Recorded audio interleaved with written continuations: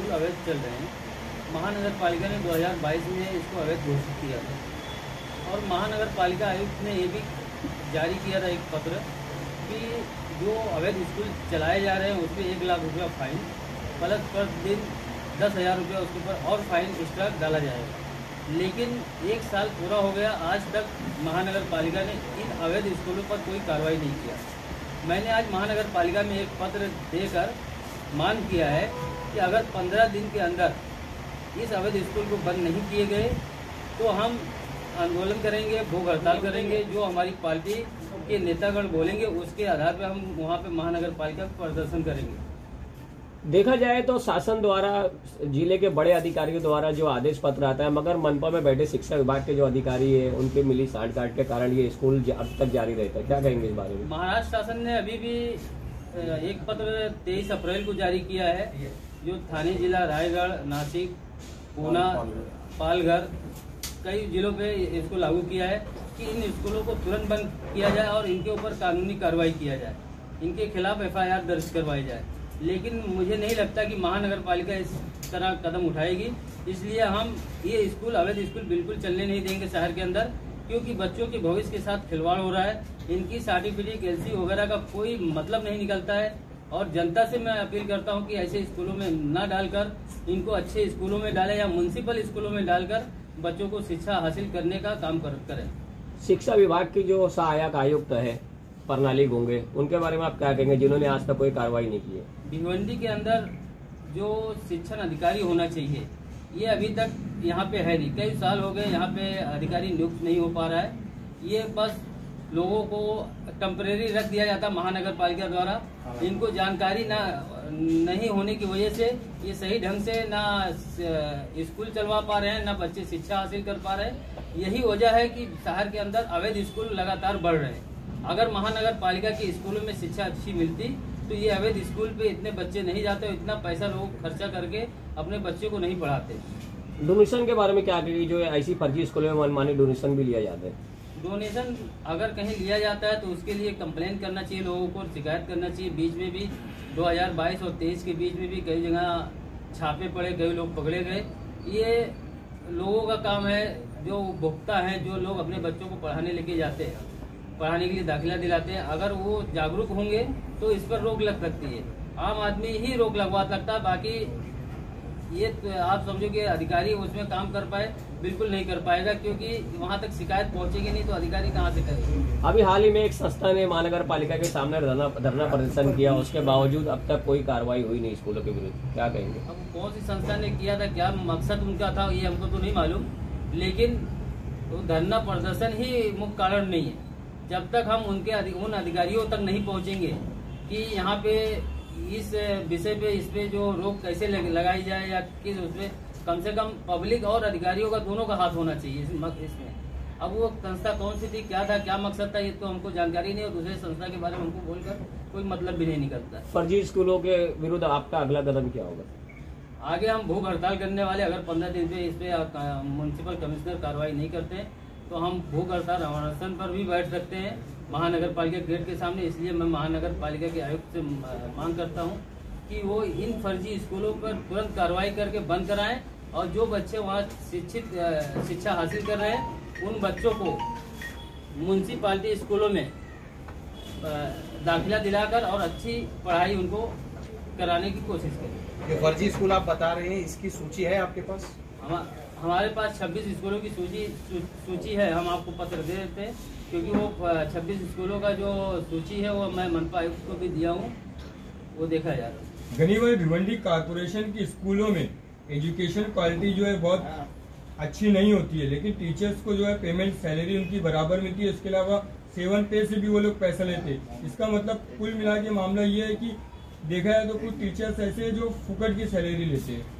ये हमारे शहर के जो नेता हैं, ये निकम्मे, ऐसे निकम्मे नेताओं को घेरना चाहिए। ये पत्रकारों का काम है कि ऐसे निकम्मे नेताओं को घेरे जो क्षेत्र में अपने वार्ड में काम कर रहे हैं और अपने स्कूलों को नहीं देख पा रहे हैं। बहुत ऐसे नगर सेवक है जो पीली स्कूल जो बोला जाता है म्युनिसिपल का, उस स्कूल के दरवाजे को नहीं नागे होंगे भिवंडी के अंदर, तो उसमें शिक्षा कैसे हाथ मिलेगा। यहाँ तक कि टीचरों तक उनको ये नहीं मालूम कि इस स्कूल में टीचर कितने हैं, प्रिंसिपल आता है नहीं आता है। ये नगर सेवकों का भी काम है। हम उनको वोट देकर जिताते हैं, तो ऐसे नगर सेवकों को ना चुना जाए, पब्लिक को नहीं चुनना चाहिए जो हमारे बच्चों की भविष्य के साथ खिलवाड़ करे। के बारे में जो अभी आपने पत्रकार परिषद रखे, मेरा इस विषय में ऐसा कहना है कि ये बहुत बड़ा रैकेट है और ये सिर्फ यहाँ से नहीं, यहाँ से लोकल से लेकर के मंत्रालय तक। जैसे पान पट्टी खुल गई है आजकल, चाय की, जैसे अमृतुल, ये चाय वो चाय, अमका चाय, गली गली में चाय की दुकानें, पान टपरी खुल गई है, ऐसे स्कूल खुल गए हैं। चिंता का विषय है, कई स्कूल ऐसे हैं कि लगता है उसमें आज ये कल में गिर जाएंगे। ये जर्जर अवस्था में कैसे परमिशन दे देते हैं? इसका बायलॉज है, कोई फॉलो करता ही नहीं। खाली बात 26 स्कूलों की नहीं। मैं तो अपील करता हूँ अध्यक्ष साहब से भी, गनी साहब से, कि ये बाकी के जो स्कूल हैं इलीगल तरीके से जो चल रहे हैं उसका बायलॉज होता है। 22x22 का कमरा चाहिए, उसके अंदर हैंडीकेप के लिए अलग से व्यवस्था सिली की चाहिए, लेडीज टॉयलेट बाथरूम चाहिए, हैंडीकेप का टॉयलेट बाथरूम चाहिए, फायर सिस्टम चाहिए, CCTV कैमरे लगे। इतनी बड़ी स्कूल और इतनी जूनी स्कूल जिसको पर सारी मान्यता है हर तरह की, और काफी, मैं खुद वहां से पढ़ चुका हूँ, चाचा नेहरू स्कूल। ऐसी संस्था के अंदर जिसमें 2000 से ज्यादा, कई हजार बच्चे पढ़ते हैं इंग्लिश माध्यम, ये एक CCTV नहीं। और आप देख रहे हैं बच्चों की चोरी होने की घटनाएं दिन ब दिन हो रही है। आप सोचो कि इतनी बड़ी संस्था के अंदर एक CCTV नहीं लगा हुआ है, एक कैमरा नहीं लगा हुआ है। ये मैं बहुत बड़े स्कूल का नाम ले रहा हूँ इस मंथ से, और पूरी जवाबदारी के साथ चेक करके आ गया कि आज उस वैसे स्कूल के अंदर CCTV कैमरा नहीं लगा। ये संस्था, ऐसे बहुत सारे स्कूल हैं, तो बहुत सारी सुविधाएं नहीं है। परमिशन आंख बंद करके दी जाती है, शिकायत करने पे वो विजिट करके यहाँ से उनका पैकेट चला जाता है, कोई कार्रवाई नहीं होती। अंधाधुंध कारोबार है ये, बहुत बड़ा रैकेट है ये।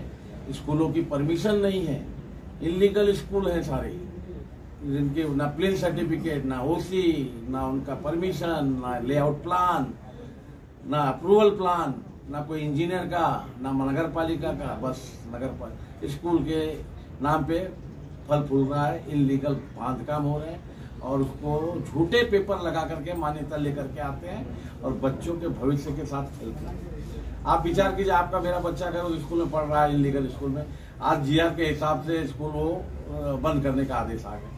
उसका 3 साल 4 साल मेरा जो बच्चा पढ़ा है उसकी कोई सर्टिफिकेट की क्या मान्यता है? फिर से वो पढ़ाई करे, फिर से वो ये करे।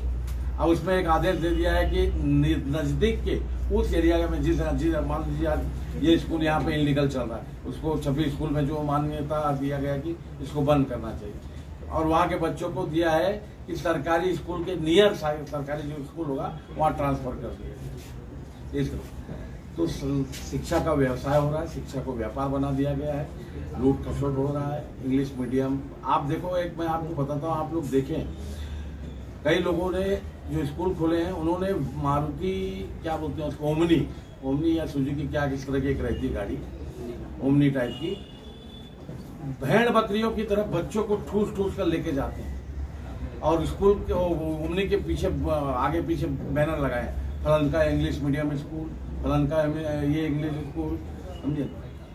और बच्चों की गद देखोगे आप, उसके अंदर रिक्शा आप देखोगे, रिक्शा कई हादसे हुए हैं, रिक्शा के अंदर ठूस ठूस के बच्चों को लेके जाते हैं। और बच्चा कब कितने हादसे होते, बच्चे गिर जाते हैं, बच्चों को भेड़ बकरियों की तरह लेके जाते हैं। तो सुविधा है, हमारे पास वैन है, हमारे पास गाड़ी है, तो प्रॉपर सुविधा करो, प्रॉपर परमिशन लो, बस लो, समझे ना। लेकिन नहीं, कम पैसे में कैसे लूटा जाए, 2 फेरी मार लेंगे, 4 फेरी मार लेंगे, समझे। इस तरह के स्कूल आज, और उस कई लोग तो CNG आया तो वो पूरे जिस एरिया में स्लम एरिया में, तो वहाँ वो वैन को घुमाया जाता है एडवर्टाइजमेंट के लिए, गली गली में उनके बोर्ड लगे रहते हैं, समझिए। और आप लोगों से गुजारिश है कि आप लोग भी इसके ऊपर जागरूक होइए। और सारी स्कूल आज लगभग प्लेग्राउंड होना चाहिए, बिना प्लेग्राउंड के स्कूल को परमिशन ही नहीं मिलता है।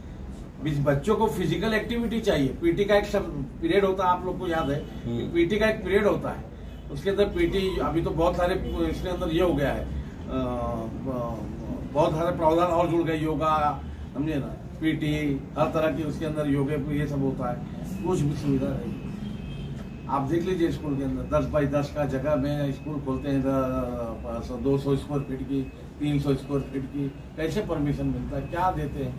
सर्व शिक्षा अभियान ठीक है, सरकार ने अभियान चलाया, ऐसा बात थोड़ी ना कि अब झोपड़पट्टी में स्कूल खुलेगा, ऊपर पंखा, स्कूल पतरा होना ही नहीं चाहिए कायदे से, तो पंखे की सुविधा होनी चाहिए।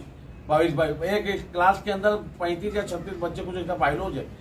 आप स्कूल में आप विजिट, सरप्राइज विजिट कीजिए, आप सब लोग देखेंगे तो भीड़ 75 बच्चे एक क्लास में है 22 बाई 22 के अंदर। उसका प्रोटोकॉल है कि 35-36 बच्चे ज्यादा नहीं होना चाहिए, एक बेंच पे 2 ही बच्चे बैठना चाहिए।